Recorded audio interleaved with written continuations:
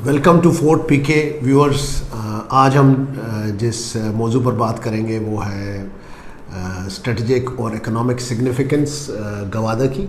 China के लिए Indian ocean बहुत इम्पॉर्टेंट है क्योंकि चाइना एक बहुत बड़ी पावर है, कमर्शियल भी पावर है और इकोनॉमिक पावर भी है मिलिट्री पावर के अलावा होने के। और इस एरिया के अंदर से उसके 70% ऑफ ऑयल जो है चाइना वो इंपोर्ट करता है, जो कि इस एरिया से इंडियन ओशन से गुजरता हुआ मलाक्का स्ट्रेट से होता हुआ वो चाइना मेनलैंड में जाता है।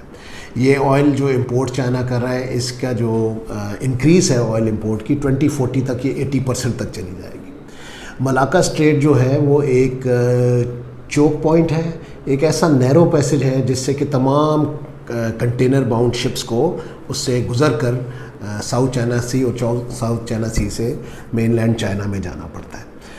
और इसके बिल्कुल नॉर्थ पे निकोबार आइलैंड्स हैं, अंडमान आइलैंड्स हैं, जो कि ख़ुद भी चेन ऑफ आइलैंड्स हैं जिनको कि मिलिटरीली इंडिया ने ऑक्यूपाई किया हुआ। हम इस चीज़ को समझते हैं कि इंडिया जो है वो एक स्ट्रेटेजिक और डिफेंस पार्टनर है अमेरिका का। तो अगर इस सारे मामलात को देखा जाए कि एक जो राइजिंग पावर है चाइना, उसका कितना बड़ा डिपेंडेंस है मूवमेंट ऑफ ऑयल पे, और एक चोक पॉइंट जो है जिसके के माउथ पे इंडिया मिलिट्री प्रेजेंस से बैठा हुआ है, तो अगर इन केस ऑफ हॉस्टिलिटीज़ जंग शुरू हो और ये रास्ता बंद कर दिया जाए तो इसका बहुत बड़ा लॉस हो सकता है चाइना को। इसको मद्देनज़र रखते हुए जो अहमियत है, स्ट्रेटजिक सिग्निफिकेंस है, वो हमारे सामने गवादर पोर्ट की आती है, जो कि गवादर पोर्ट ख़ुद एक डीप सी पोर्ट है। और इसको अगर मैं ये कहूँ कि वो चाइना की एक शारग है, चाइना के लिए एक जगुलर वेन का रोल अदा कर रहा है, तो गलत नहीं होगा। तो गवादर पोर्ट जो है वो बिल्कुल माउथ पे है, स्ट्रेट ऑफ हॉर्मूज़ के बिल्कुल साथ लोकेटेड है। और स्ट्रेट ऑफ हॉर्मूज़ वो जगह है जहाँ से तकरीबन 35% जो है वो वर्ल्ड की ट्रेड जो है वो उस इलाके से गुज़रती है।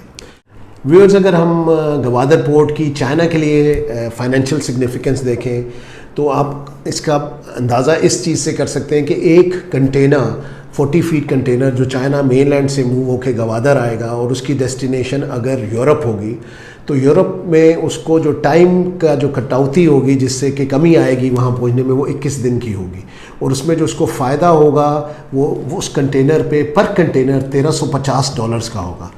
इसी तरीके से एक ऐसा कंटेनर जो चाइना के मेनलैंड से आता है और गवादर से जाता है, वो उसकी डेस्टिनेशन अगर मिडल ईस्ट है, तो वहाँ पे उसको जो दिनों में कमी आएगी इन टर्म्स ऑफ ट्रांसपोर्टेशन, वो 24 दिनों की आएगी। और उसको जो पैसे के अंदर उसको जो फ़ायदा होगा वो तकरीबन $1450 का होगा।